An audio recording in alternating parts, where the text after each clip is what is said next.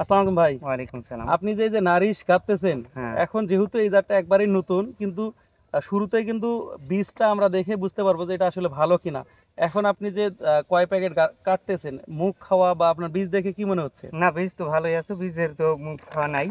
আর বীজগুলা খুব ভালো, ছোট ছোট বীজ খুব ভালোই দেখা যাইতেছে। বীজ এখন ফ- প্রথম গাড়তেছি, কেমন হবে না হবে, তারপরে সম্রাট গাড়তেছি এক পাশে, নারিশ গাড়তেছি এক পাশে। আচ্ছা আচ্ছা, যে কোনটা ভালো হয় সেটা কোনটা আপনার ভালো হয় সেটা আগামীতে গাড়বো। আগামীতে দেখা যাবে ইনশাল্লাহ। দেখা যাবে। তো একটা ভুট্টা বীজের সবচেয়ে বড় বৈশিষ্ট্য হচ্ছে বীজ যদি ভালো হয় তাহলে কিন্তু ফলন ভালো হওয়ার সম্ভাবনা বেশি। হ্যাঁ, সেক্ষেত্রে আমরা যেহেতু এই বীজটা দেখতেছি যে না, আলহামদুলিল্লাহ আমি অনেকগুলাই বীজ দেখেছি, কিন্তু প্রত্যেকটা বীজের কিন্তু মুখ খাওয়া থাকে বা ভাঙা থাকে। আলহামদুলিল্লাহ এই বীজটার কিন্তু এখন পর্যন্ত মানে কোনো মুখ খাওয়া বা আপনার দানা একদমই ছোট, মোটামুটি যেটা আছে সর্বোচ্চ একটা ভালো বীজের যে বৈশিষ্ট্য, তার মধ্যে এই নারিশ কিন্তু অন্যতম। আমরা ইনশাল্লাহ এবার চাষ করব অন্যটার পাশাপাশি, যেহেতু আমরা সম্রাটের সাথে একটু সমন্বয় করতেছি, সামনের বছর দেখবো যে আসলে এইটার ফলন কি।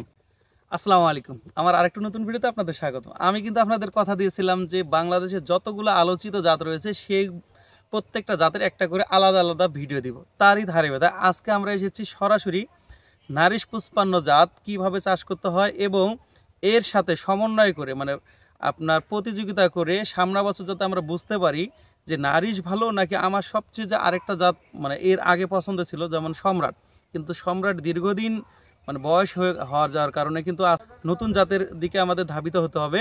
এই কারণে কিন্তু আমরা এইবারের জন্য সবচেয়ে জনপ্রিয় যে জাতটা সেটা হচ্ছে নারিশ পুষ্পান্ন।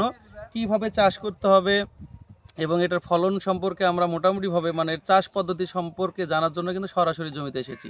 আর সবচেয়ে বড় কথা হচ্ছে যেহেতু আমাদের এটা জানতে হবে, আমরা এই নারিশ 55 এই জমিটা আজকে যেমন বপন করতেছি, এরপরে আমরা প্রত্যেকটা একদম A to Z আমরা একদম কর্তন পর্যন্ত এটার ভিডিও আপনাদের দিব। এতে করে আপনাদের জন্য সুবিধা হবে পরবর্তীতে এই নারিশ 55 ভালো জাত নাকি খারাপ জাত, এটার ফলন কেমন হলো।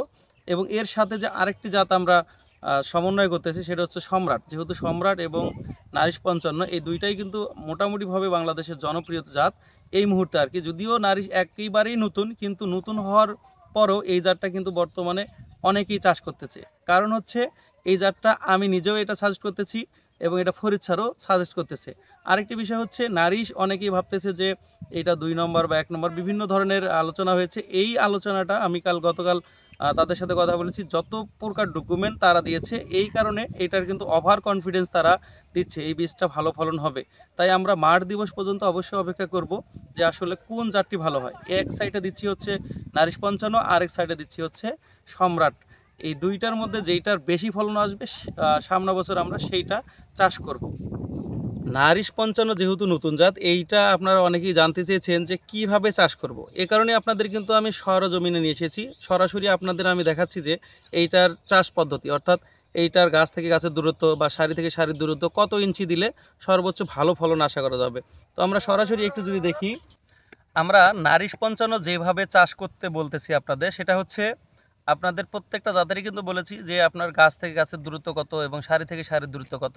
তো নারিশ 55 আপনার সারি থেকে সারির দূরত্ব দিবেন হচ্ছে 22 থেকে 24 ইঞ্চির মধ্যে, অর্থাৎ এমন করে একটা লাঠি বা আপনার হচ্ছে খরচি নিয়ে এইভাবে মাপ দেবেন। যেমন আমরা এটা দিয়েছি এই যে একটা এইখান থেকে এই সারিটা এইভাবে মাপ দিলে, এবং গাছ থেকে গাছের দূরত্ব এইভাবে একটা রশি টাঙাবেন এবং এই প্রত্যেকটাতে একটা করে দাগ দিবেন। যেমন এখানে একটু কালো দাগ দেওয়া আছে, আপনারা হয়তো বা কস্টিপ দিতে পারেন বা লাল রং দিতে পারেন, যেটা দেখতে সুবিধা হবে।